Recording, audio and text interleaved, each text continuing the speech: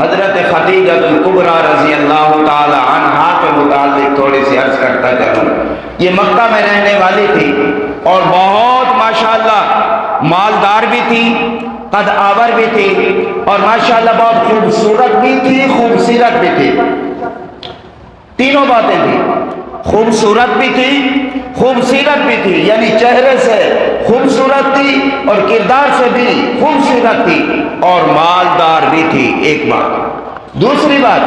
حضرت خدیجہ الکبریٰ رضی اللہ تعالی عنہا کا جو پہلا نکاح ہوا، وہ جو ان کے پہلے شوہر تھے وہ تھے ہند، ان کا نام تھا ہند۔ یہ خصوصاً آج کے معاشرے کے لیے ہم اپنی ماں حضرت خدیجہ الکبریٰ رضی اللہ تعالی عنہا سے، میری مائیں، میری بہنیں، میرے بزرگ، ہم ان سے سبق حاصل کریں۔ پہلا نکاح ہوا حضرت اماں خدیجہ الکبریٰ کا ہند سے، جو کہ مکہ میں رہتے تھے، ان سے 2 لڑکے ہوئے۔ حضرت ہند کا انتقال ہو گیا۔ دوسرا جو نکاح ہوا ایک عتیق نامی شخص تھا، عتیق، ان سے ہوا، وہ بھی فوت ہو گیا۔ اب تیسرا نکاح ہوا ہماری مسلمانوں کی ماں جسے ختیجہ کہتے ہیں، مالدار بھی ہے، تیسرا نکاح ان کے چچا کے بیٹے سے ہوا، ان کا بھی انتقال ہو گیا۔ اب سرکار مدینہ صلی اللہ علیہ وسلم سے ہوا، وہ کس طرح ہوا اس کی بھی وضاحت کر دوں۔ یہ یاد رکھیں کہ مکہ کا یہ دستور تھا،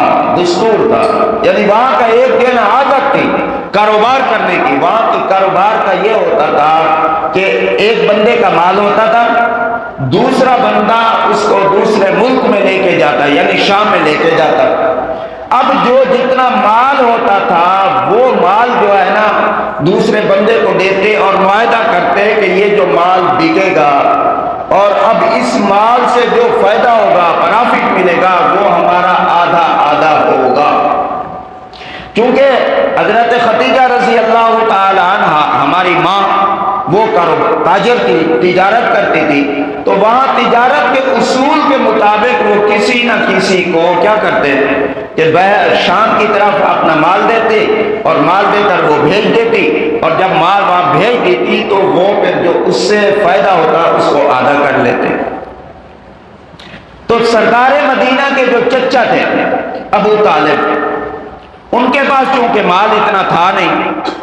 تو ابو طالب نے اپنے بھتیجے حضرت جناب محمد رسول اللہ سرکار مدینہ سے کہا کہ میرا مشورہ یہ ہے کہ میرے پاس اتنا مال نہیں ہے کہ میں آپ کو مال دے دوں اور آپ جا کے جو ہے نا تجارت کریں اور اس سے آپ اپنا بسر اوقات کریں۔ تو آپ میرا مشورہ یہ ہے کہ آپ جو حضرت خدیجہ رضی اللہ تعالی عنہا ہماری ماں وہ ہے، ان سے آپ مال لے کے آپ تجارت کے لیے جائیں اور ان سے جو نفع ہوا آپ لے لیں۔ تو یہ بات جب حضرت خدیجہ الکبریٰ کو پتہ چلی تو حضرت خدیجہ کا ایک غلام کا میسرہ، انہوں نے اپنے غلام کے ذریعے پیغام بھجوایا کہ بھئی جناب محمد الرسول اللہ جا کے کہیں کہ اگر آپ میرا مال لے کے شام کی طرف جائیں گے تو میں آپ کے ساتھ یہ معاہدہ کرتی ہوں، جو مال میں دوسروں کو جو ہے نا نفع میں دیتی تھی اس سے دگنا جو فائدہ ہوگا اس سے دگنا آپ کو دوں گی، آپ میرا مال لے لیں۔ فوراً جو ہے نا سرکار مدینہ نے حضرت خدیجہ رضی اللہ تعالی عنہا کی اس آفر کو قبول کر لیا، چلے گئے اور ساتھ میں اپنا غلام بھی کر دیا جو کہ میسرہ تھا، کہا کہ آپ جائیں اور جو ہے نا آپ بھی ساتھ جائیں تجارت کرنے کے لیے۔ شام میں لے گئے، جب شام میں وہاں مال تجارت یعنی کہ اس مال کو بیچا تو جو دوسرے لوگوں کو دیا کرتی تھی تو اس سے 3 حصے زیادہ فائدہ ہوا، اور جب واپسی آئے تو چونکہ وہاں سے پہلے سے ہی مکہ میں جو ہے سرکار مدینہ صادق یعنی کہ بہت سچے ہیں، امانتوں کا خیال کرتے ہیں، یہ ساری چیزیں پہلے تو عام تھی، لیکن ساری چیزیں جب حضرت خدیجہ کے غلام نے جا کے میسرہ کو بتایا اب میسرہ نے کہا بھئی یہ تو امانت دار بھی ہے، امانتوں کا خیال بھی کرتا ہے، اور اگر کوئی چیز بیچتا ہے اس چیز میں اگر کوئی نقص ہے تو پہلے بتا دیتا بھئی دیکھو یہ چیز میں دے رہا ہوں، بیچ رہا ہوں، لیکن اس میں یہ نقصان، یہ نقص ہے، اگر لینی ہے تو آپ کی مرضی، نہیں لینی تو آپ کی مرضی۔ یہ تو اس چیز سے بھی نہیں ڈرتا کہ اگر میں نے اپنا نقص بتا دیا تو میری چیز نہیں بکے گی۔ اور بتایا کہ جو اس کے ساتھ سفر کرتے ہیں ان کا بھی بہت خیال کرتا ہے، ان کے ساتھ بھی بڑا اچھا سلوک کرتا ہے۔ یہ ساری چیزیں حضرت خدیجہ جو ہے نا کہ جو غلام تھے میسرہ، انہوں نے یہ ساری چیزیں آ کے اپنی جو مالکہ تھی حضرت خدیجہ سے بتائی کہ یہ اوصاف ہیں محمد میں صلی اللہ علیہ وسلم۔ وہ بڑی متاثر تھی اور اب وہ شادی کرنا چاہتی تھی کسی ایسے شخص سے جو مرتبے اور مقام کے اعتبار سے زیادہ ہو۔ جب یہ ساری باتیں سنی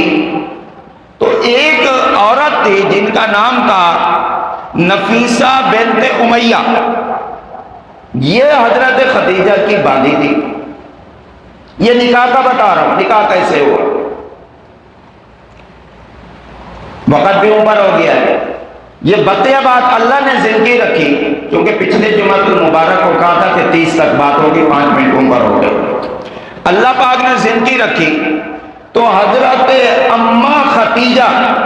رضی اللہ تعالی عنہا کا نکاح اور حضرت اماں خدیجہ رضی اللہ تعالی عنہا کا مال اور حضرت اماں خدیجہ رضی اللہ تعالی عنہا کی شادی کے بعد اولاد، اور پھر حضرت اماں خدیجہ کا سرکار مدینہ صلی اللہ علیہ وسلم کو جب نبوت ملی تو اس وقت حضرت اماں خدیجہ کا کیا کردار تھا، کس انداز سے سرکار مدینہ سے جو ہے نا پیش آتی تھی، کیا ان کے ساتھ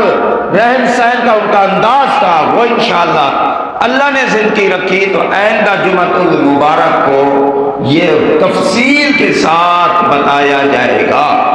اللہ پاک سے دعا ہے۔ تو آج کے جمعہ میں خلاصہ کیا ہے؟ خلاصہ یہ ہے کہ روزہ رکھنا فرض ہے۔ روزہ رکھنے کا مقصد یہ ہے کہ ہماری زندگی جو 11 مہینوں میں ہم جو کام کرتے رہے ہیں وہ کام ہم اس رمضان المبارک کے مہینے میں نہ کریں، ان سے توبہ کریں اور آئندہ نہ کرنے کا اللہ پاک سے وعدہ کریں۔ ایک دوسری بات جو ہے نماز تراویح، یہ الگ عبادت ہے اور ضروری ہے، اس کو ہم غیر ضروری نہ سمجھیں۔ یہ جو اللہ پاک نے قیامت کے دن قرآن پاک مسلمان کے حق میں جھگڑے گا، لڑے گا، کیوں بھائی اگر کسی عمل کی وجہ سے جہنم میں مسلمان جا رہا ہوگا تو یہ قرآن پاک جو ہے نا بیچ میں بحیثیت ایک وکیل کے کام کرے گا۔ جج رب ہوگا،